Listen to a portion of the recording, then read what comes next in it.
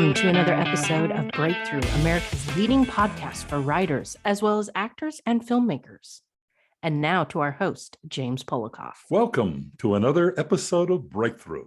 I'm James Polikoff, and before we begin our interview, I'd like to thank the thousands of writers, as well as actors and filmmakers who regularly listen to my podcasts. I additionally want to acknowledge the many requests we've received for me to interview literary agents who represent both nonfiction and fiction authors, as well as screenplay writers. During 2022, I assure you that we're going to feature a number of leading agents, so stay tuned for that. Now, I have great news for writers who want to find an agent and better understand how this industry works. My very special guest is Jane Friedman, who has 20 years of experience in the publishing industry and is one of the leading experts in providing business strategies for both authors and publishers. In 2019, Jane was awarded Publishing Commentators of the Year by Digital Book World, and recently her newsletter was named Media Outlet of the Year. Jane's latest book is called The Business of Being a Writer, and after this interview, I guarantee you're going to jump on your computer and immediately order a copy. So let's not wait a minute longer. Welcome, Jane Friedman. Thank you so much. It's great to be here. Jane, let's jump right into my first question. In today's marketplace, in your opinion, what has a bigger market, fiction or nonfiction? Well, if you just look at the volume of what's published, the number of books every year, nonfiction wins readily. I don't know what the exact percentages might be, but it's a pretty big disparity. Like it might be 60, 70% in favor of nonfiction. That doesn't mean that fiction is harder to publish necessarily. It's just that when you look at all of the different fields and categories and areas of interest out there, there are a lot. So it includes all of, the educational publishers and technical publishers. Yeah, that's kind of amazing. I think we have a large audience of writers, and I think many are going to be amazed about that because the gut reaction is to think, oh, there are so many fiction books out there. Fiction is number one, but that's very interesting that nonfiction really dominates. It does. I should add the caveat, though, that in the last year, 2021, when you look at the sales, it was fiction that grew. That doesn't mean that it grew bigger than nonfiction, but it's the one that's seeing growth. And, it'll be interesting to see if that carries on past the first couple of years of the pandemic. Well, lately, many of the inquiries that we get on our website come from nonfiction writers. And we know with this group, it's very important to have a platform, incredibly important, I suppose. But what do you feel are the essential elements in terms of putting together a platform for a writer, nonfiction in particular? I often talk about the magical marketing trifecta, which is a combination of having a really strong website, author website, or small press website, an email newsletter list, and then some form of engagement online, typically through a social media site, although it might be some other type of community site. It doesn't have to be Twitter or TikTok or something. It could be a message board full of people who are your target readers. So that's where I tell people to focus their energies. Obviously, there's a lot more that builds a platform than those three things. And I've focused on just the digital piece. There's your relationships, your network, the positions you've held, the community that you've built over time in your region, in your city, lots of different forms of platform. But most people tend to be focused on the more let's say, visible aspects of platform in order to get a book deal. And so I would imagine it boils down to how many followers you have. Well, I think that's a shortcut for understanding someone's visibility or prominence in a particular community. There are ways to buy followers. It's possible to have a big following that means absolutely nothing in terms of book sales. So it always has to be qualified with actual, does this person have influence? Are they engaging with the people who follow them? All right, interesting. All right. So let's say a writer has a good platform, and let's say that, or he or she, is in a process of putting together a pretty viable platform. Now it's time to find an agent. In your opinion, what's the best way to begin searching for an agent that would be interested in your genre or genres? It's a pretty straightforward process of going to 2 or 3 databases that are maintained and updated with agent information. Now, some people really hate this research, and there's nothing they would, no responsibility they'd rather pass off more quickly.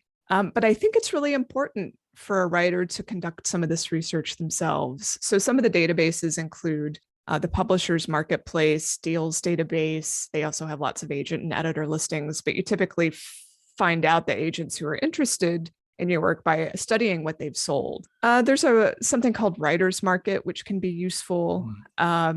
There's Query Tracker, which also has a database of agents. There's mswishlist.com, which tracks agents and editors talking about what they're looking for. So once you start pulling from these various resources, you're going to find the same names popping up frequently. Well, some of the nonfiction writers I know, for example, they face certain problems. They go into a publishing guide and the agent lists the genres that they are most interested in or interested in. And then later on, you found out that that's not really what they're interested in. I suppose looking for interviews that these agents would have, most of them interview from time to time or whatever. I mean, how do you find out what they're really interested in? Well, it takes a little bit of friendly stalking if you don't entirely trust their submission guidelines. So obviously, social media is a great way to do that. On Twitter, especially, is where agents tend to talk about what they're looking for. But the real proof is in what they've sold. So just going to their website and looking at their client list or the books they've sold, that tells you truly what they're interested in. So that's the final word in my mind. Well, that makes a lot of sense. Now, we get to the point of the first step, obviously, is to query the agent, in most cases at least. And apparently, many agents, when you query them, they'll ask for we'll get back to you in 4 to 6 weeks. And if we're interested, the writer, the author never really knows, 4 to 6 weeks, what's happening in the meantime. And also, they're not interested, they're not going to let you know, perhaps at all. So you're sitting and you're waiting. Is there anything that an author can do to move this process along once they submit a query? There's no way to make the agent or publisher respond any more quickly. The guidelines they state you have to live with and accept. There's no way to light a fire. But I do suggest that people not submit to one place at a time. You should submit in batches of, say, maybe 10, 15, depending on how long your list is. I usually recommend sending out to about 20 to 25% of your list at a time. And then every 4 weeks, assess and then send out another batch. Usually, especially with nonfiction, agents know right away if they're interested. And in practice, it doesn't typically take 4 to 6 weeks for a nonfiction project to be considered if it's being evaluated on the basis of a proposal. Fiction can take longer, so it just depends on if your full manuscript is requested. It can take them 2 to 4 weeks to read that. Sure. First stage of the query, of course, you're asking them or you're telling them about your project, if they're interested or not interested in your subject matter. Then comes the proposal. But as far as the query goes, you just sit and wait and hope for the best. And generally, your opinion, they get back fairly quickly if there's any interest at all. They do. And partly it's very competitive, actually, among agents. They assume that you're querying multiple places at once. And if they see a good project, they know they have to act pretty quickly. So bingo, you found an agent who's interested in the proposal. In terms of putting together the proposal, do you find that there's just, in other words, if an author puts together a standard proposal and submits that each time, or do you find that agents differ quite a bit on the type of proposal they require?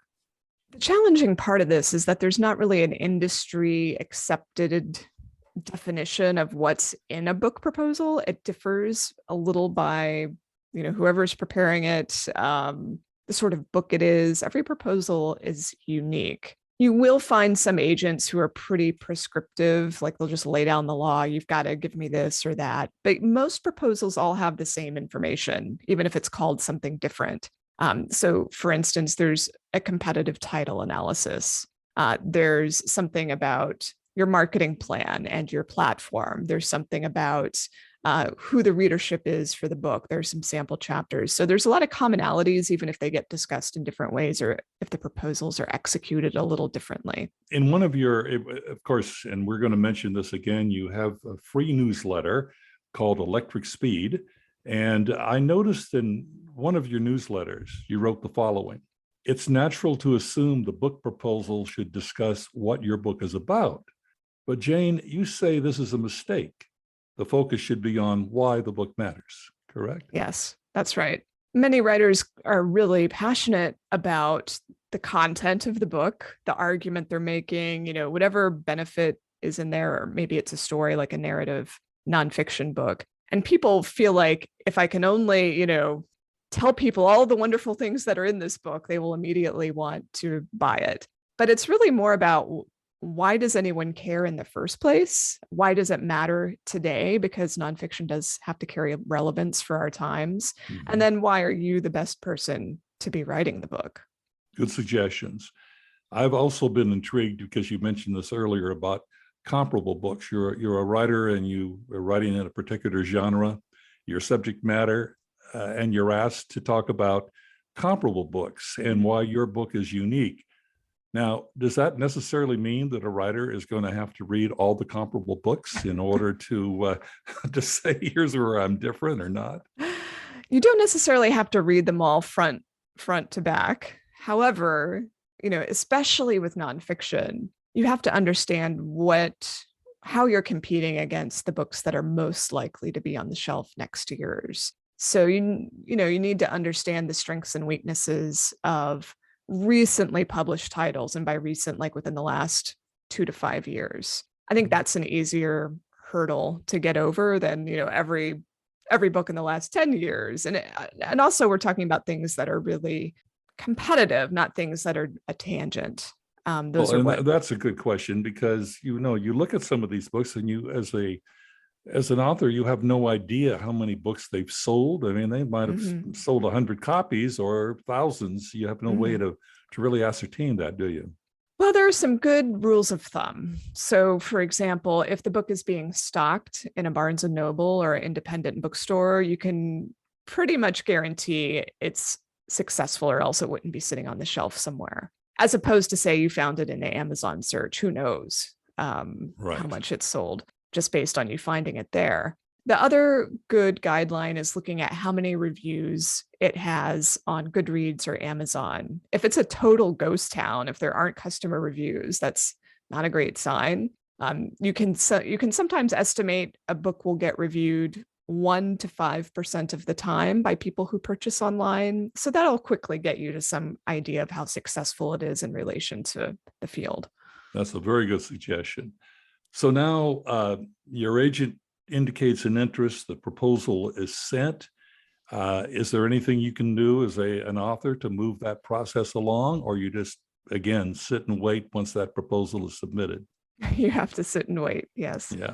All right. Well, I thought that's the answer, but you never know. Okay, so victory, the agent agrees to represent an author. Is there anything the author can do to help the agent in securing a publisher?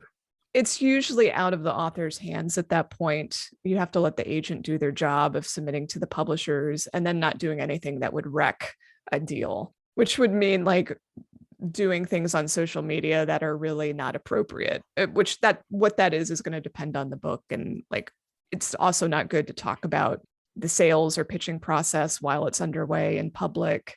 Some of the same things, it's like good common sense, right? It's like if you to use a real estate analogy, if you put your house on the market, you probably shouldn't talk about every single detail behind the scenes, which might not be favorable to you if everyone's listening and watching what you're saying.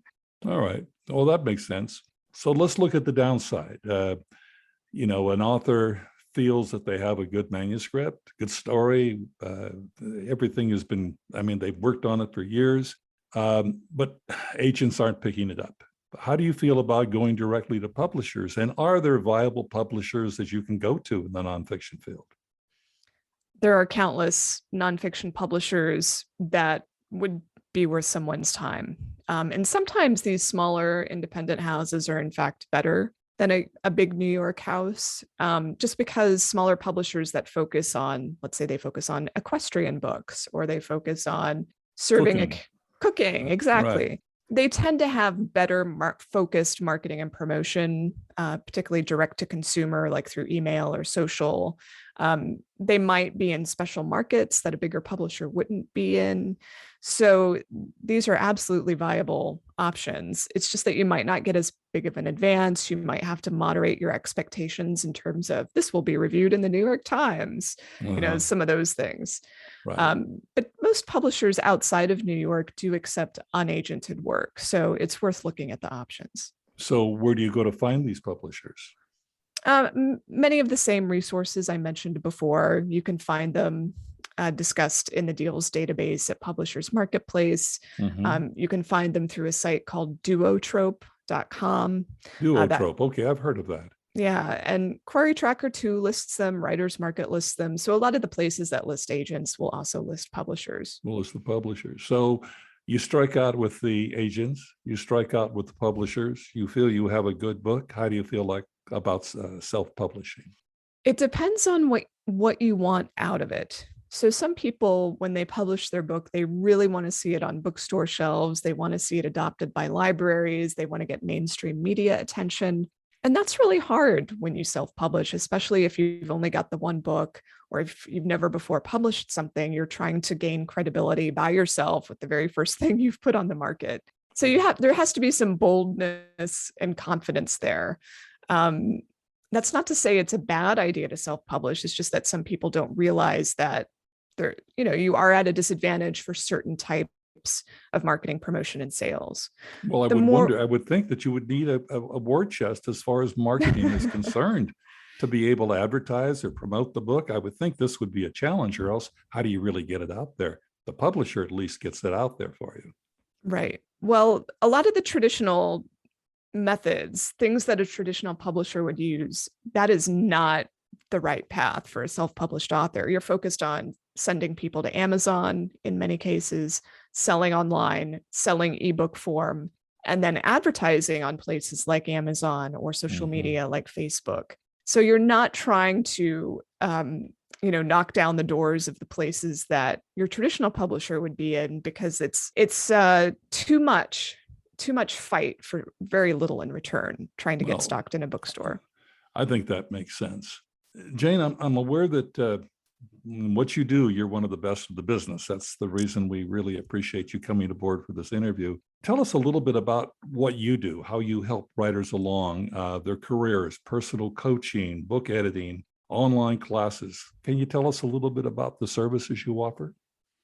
Yeah, today, what I mainly focus on is online education. So I offer a series of affordable classes every month by experts in the industry and other authors. So these cover the craft, the business, and everything in between. I teach some myself also. I both teach on my own and with partner organizations.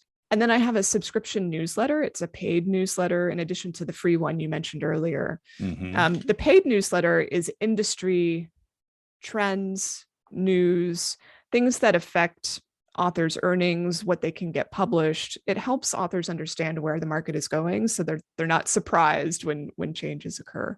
So obviously the free newsletter, and I'm one of your subscribers. So because I found it very interesting what you have to say. I mean, there are so many newsletters out there, and then there are those that are valuable. And I have to tell our listeners, it's such a great experience to read your newsletters, even though they're free. They still have a wealth of information. But let's go a step further with your professional published newsletter. And that is a fee for that particular newsletter. You don't have to state it now, but I guess they go to your website, which we're going to talk about in a minute, and they'll find out what this costs. But that really gives them a greater insight into the market. We're kind of touching the surface with the electric speed newsletter that you have, and then getting more in depth with the professional one, I guess. That's right. I think the professional one is people who are fairly committed to, let's say, earning money in the commercial marketplace, whether you self-publish or traditionally publish. It applies to all authors. Your recommendation, though, but as far as personal coaching, you don't do much of that anymore then. If I somebody don't. wants to say, I want you to help me with my book, and I'll pay you whatever it takes to make it happen. I don't offer that any longer, but I do have recommended resources at my site and a private list too. So I do make referrals. Do you still do any book editing? I do not.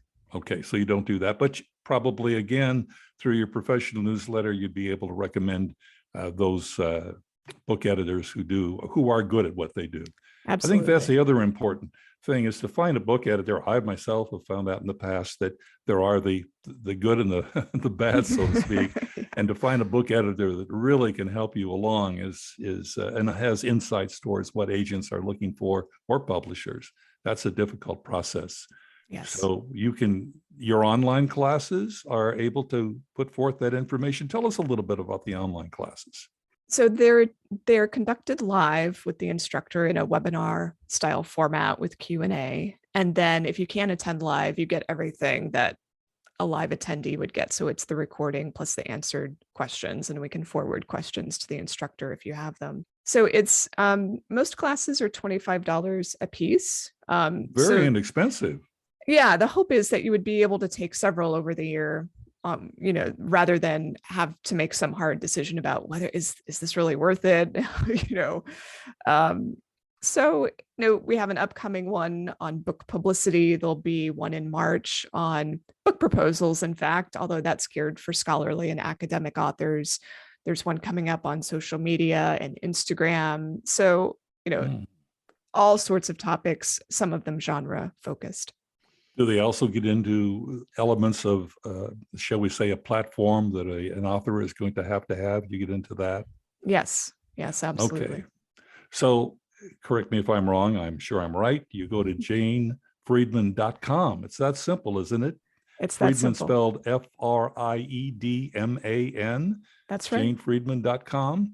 Mm-hmm. And also I should point out that all of the information for our guests and yourself in particular, we're going to have all of the information on our website, which is breakthrough-podcast.com.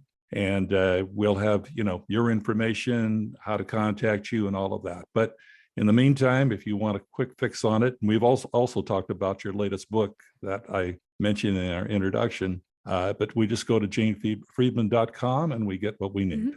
That's right. Very valuable information, Jane. I want to thank you so much.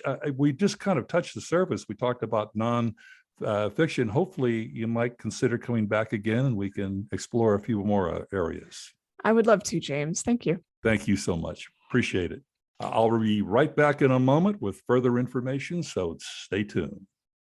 Again, we want to thank our thousands of listeners who join us faithfully. Keep sending in your comments and questions to our website, breakthrough-podcast.com. That's breakthrough-podcast.com. And remember, you can access all of Jane Friedman's information on our website. And tune in to James Polikoff's other informative podcasts, Body, Mind, and Soul, also available on all major podcast platforms, including Spotify, Apple, Google, and many others. Again, we want to thank our thousands of listeners who join us faithfully. We were so fortunate to have Jane Friedman as a guest on this episode. Again, you can find all about Jane at her website, janefriedman.com, and on our website as well, breakthrough-podcast.com. This is James Polikoff, and I thank you for once again joining me. Check our website for future podcasts. I'll see you there.